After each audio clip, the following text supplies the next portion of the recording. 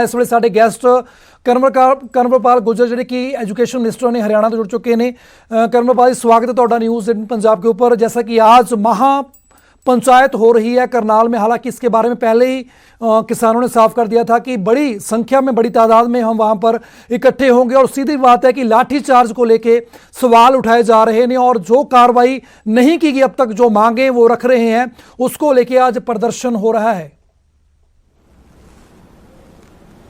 जी hello, cut गया भाई। जी कर्मपाल जी, मैं जानना चाहता हूं कि जैसे आज जो महापंचायत का आज बुलावा दिया गया है करनाल में, तो जैसी स्थितियां बनी थी जब लाठीचार्ज हुआ था, तो उस सबको ध्यान में रखते हुए आज सरकार क्या क्या एहतियात बरत रही है। और यह भी खबर आ रही है कि जो 11 मेंबरी जो वफद है वो मुलाकात के लिए वहां से रवाना हो चुका है प्रशासन के साथ।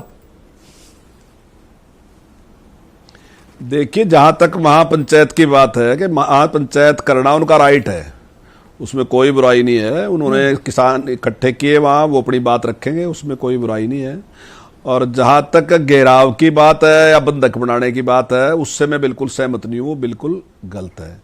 और जहां तक आपने लाठीचार्ज की बात की, तो लाठीचार्ज के बारे में मैं यही कहना चाहूंगा कि उस समय की जिस प्रकार की परिस्थितियां थी, जिस प्रकार की प्रशासन की मजबूरी थी, अगर किसी भी नेशनल हाईवे को इस प्रकार से जाम कर देंगे तो निश्चित तौर से जनता के लिए बहुत बड़ी समस्याएं पैदा हो जाएंगी। और ऐसे उसको सही तरीके पे लेके आना, वो जो व्यवस्था है वो चुस्त दुरुस्त रहे, ठीक रहे, लोगों का आवागमन ठीक तरीके से चलता रहे, उसके लिए अगर प्रशासन ने उस टाइम निर्णय लिया तो मैं समझता हूँ जरूरी निर्णय था, इसलिए वो निर्णय लेना पड़ा। कर्मपाल जी, आप जिक्र कर रहे हैं कि उस टाइम पे परिस्थितियां ऐसी थी, लेकिन जो वीडियो वायरल हुआ जिसमें एसडीएम, एक प्रशासनिक अधिकारी एक ओहदे पे तैनात होता है, वो बोल रहे हैं कि सिर फोड़ दीजिए, तो कहीं ना कहीं रोष जो है, जो गुस्सा जो है किसानों के भीतर, कहीं ना कहीं उस बात को लेकर है। और जो कार्रवाई वो उनके खिलाफ चाहते थे शायद वो अब तक नहीं हो पाई। तो ऐसे बयान को, ऐसे वीडियो को जो एसडीएम का सामने आया था, तो कैसे देख रहे हैं आप?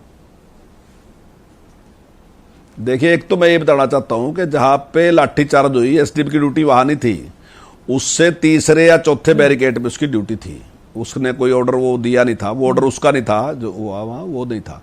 लेकिन फिर भी मैं आपके चैनल के माध्यम से बात करना चाहता हूं कि जो शब्द प्रयोग किए गए एसडीएम के द्वारा, वो शब्द सही नहीं थे, गलत थे।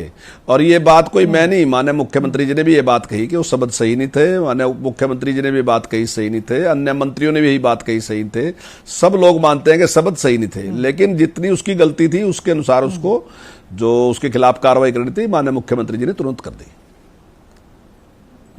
कर्मपाल जी, एक बात तो तय है कि किसान ऐसे मानने वाले नहीं है, वो साफ कर चुके हैं कि जब तक ये तीनों खेती कानून सरकार वापस नहीं लेती वो पीछे नहीं हटेंगे।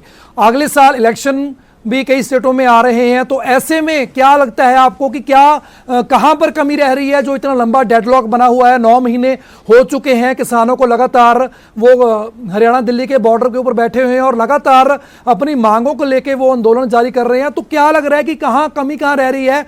ऐसे जैसे हालात बन रहे हैं तो कहीं ना कहीं ये समाधान निकलता नजर नहीं आ रहा। देखिए, दो बात है। एक तरफ कुछ लोग ऐसे हैं जो ये मानते हैं कि कानून किसान के हित में नहीं है, एक तरफ ऐसे लोग हैं जो मानते हैं किसान के हित में है। मेरा मानना यह है कि जिन लोगों को लगता है कि कानून किसान के हित में नहीं है, उन्हें जनता को ये बात समझानी चाहिए कि भाई इनमें खामी ये है। और जो लोग मानते हैं कि किसान के हित में है, तो उनको भी ये राइट होना चाहिए कि वो उसको बताने की अधिकार उनको रहना चाहिए। मैं ये मानता हूं कि जो व्यवहार हरियाणा में चल रहा या पंजाब में चल रहा कि हम अपनी बात कहेंगे, दूसरे व्यक्ति को अपनी बात नहीं कहने देंगे, मैं इसको पूरी तरीके से गलत मानता हूं। मैं लोकतंत्र के लिए इसको खतरनाक मानता हूं। और मैं ये भी मानता हूं कि ये केवल बीजेपी की समस्या नहीं है, ये देश की समस्या है। कल आने वाले टाइम में किसी पार्टी के लिए भी ये समस्या बन सकती है। ऐसा नहीं है केवल ये बीजेपी की समस्या। जो लोग आज समर्थन कर रहे, चाहे कांग्रेस कर रही, चाहे लोकदल कर रहा, चाहे सपा कर रही, दूसरे पार्टियां समर्थन कर रही, उनके लिए भी ये परिस्थितियां कल बन सकती हैं। प्रजातंत्र में एक ही तरीका है, वो है संवाद। तो क्योंकि सरकार, प्रजातंत्र में कोई भी बने, सरकार बनने के बाद भी जनता का दबाव हमेशा सरकार के ऊपर बना रहता है, क्योंकि सरकार बनाने वाले वही लोग हैं। तो इसलिए उन लोगों के सामने अपनी बात रखें, उन लोगों को अपने विचार से सहमत करें। अगर आप उन लोगों को सहमत कर लेते हैं तो निश्चित तौर से सरकार का टाइम भले ही कितना हो, चाहे वो 5 साल हो और चाहे 5 महीने हो, तो निश्चित तौर से उसके ऊपर दबाव पड़ेगा। लेकिन तरीका वही अपनाना चाहिए। दूसरे तरीके जो भी अपनाए जाते हैं, मैं समझता हूं बिल्कुल गलत हैं, प्रजातंत्र के खिलाफ हैं। किसी को भी कानून अपने हाथ में लेने का अधिकार नहीं है, और अगर ऐसा कोई करता है तो वो मैं समझता हूं कि समाज के भी खिलाफ है, सबके खिलाफ है। वो हमें इस प्रकार का तरीका नहीं अपनाना चाहिए। हमने सही तरीका जो प्रजातंत्र का है उसका ही पालन करना चाहिए, और वो सबके हित में है।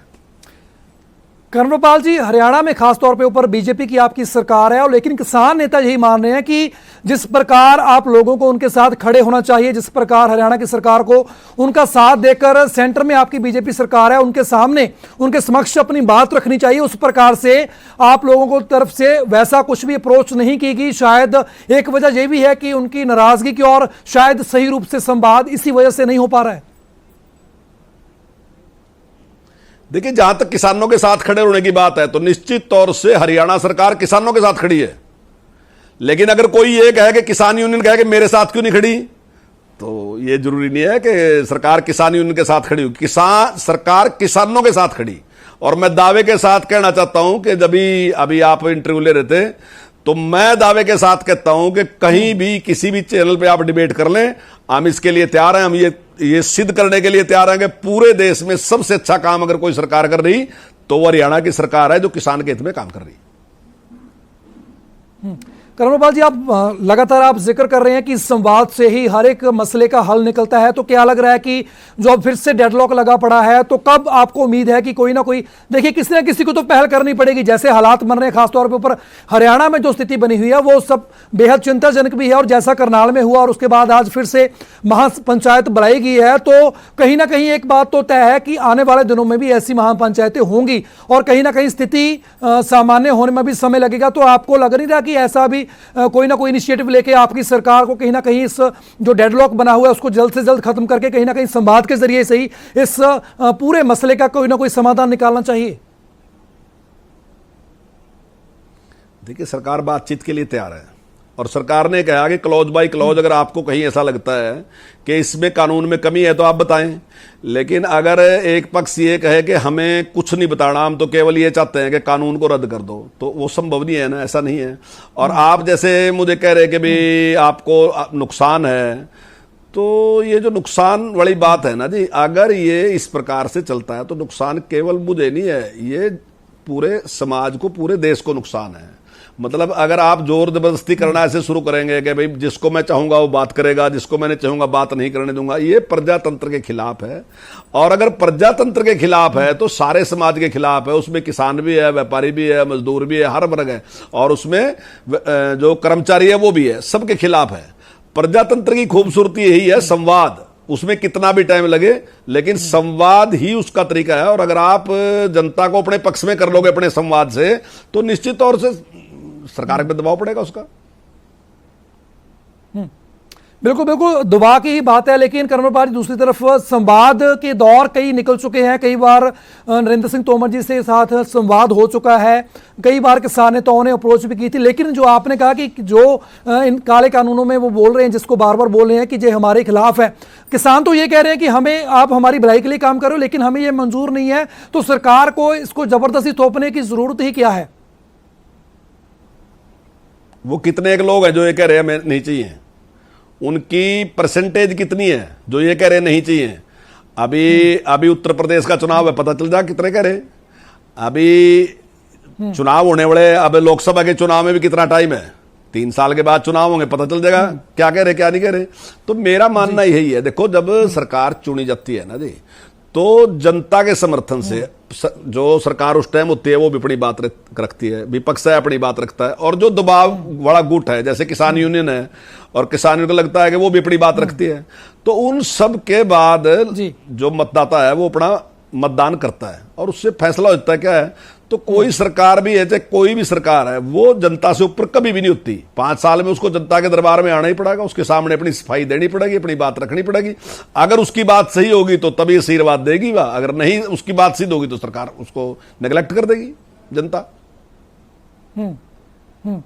तो ठीक है कर्मपाल जी, तो बहुत बहुत धन्यवाद आपका न्यूज़ 18 से बातचीत करने के लिए। ਤਾਂ ਸਨ कर्मपाल गुर्जर ਜਿਹੜੇ कि हरियाणा के ਸਿੱਖਿਆ ਮੰਤਰੀ ਨੇ, ਜਿਨ੍ਹਾਂ ਨੇ ਕਿਹਾ ਕਿ ਗੱਲਬਾਤ ਦੇ ਰਾਹੀਂ ਹੀ ਹਰ ਮਸਲੇ ਦਾ ਹੱਲ ਨਿਕਲ ਸਕਦਾ ਹੈ ਔਰ ਗੱਲਬਾਤ ਦੇ ਰਾਹੀਂ ਹੀ ਜਿਹੜੇ ਇਹ ਮਸਲਾ ਬਣਿਆ ਹੋਇਆ, ਜਿਹੜੀ ਤਕਰਾਰ ਬਣੀ ਹੋਈ ਹੈ, ਡੈਡਲੌਕ ਬਣਿਆ ਹੋਇਆ ਕੇਂਦਰ ਸਰਕਾਰ ਔਰ ਖੇਤੀਬਾੜੀ ਕਿਸਾਨਾਂ ਦੇ ਜਿਹੜੇ ਲੈ ਕੇ ਕਾਨੂੰਨਾਂ ਨੂੰ ਲੈ ਕੇ, ਤਾਂ ਗੱਲਬਾਤ ਦੇ ਰਾਹੀਂ ਮਸਲੇ ਦਾ ਹੱਲ ਹੋਣਾ ਸੰਭਵ ਹੈ। ਤਾਂ ਇੱਥੇ ਵੇਲਾ ਹੋ ਚੱਲਿਆ ਇੱਕ ਛੋਟੇ ਜਿਹੇ ਕਮਰਸ਼ੀਅਲ ਬ੍ਰੇਕ ਦਾ, ਪਰ ਖਬਰਾਂ ਜਾਰੀ ਨੇ। ਤੁਸੀਂ ਬਣੇ ਰਹੋ ਨਿਊਜ਼ 18 ਪੰਜਾਬ ਦੇ ਨਾਲ।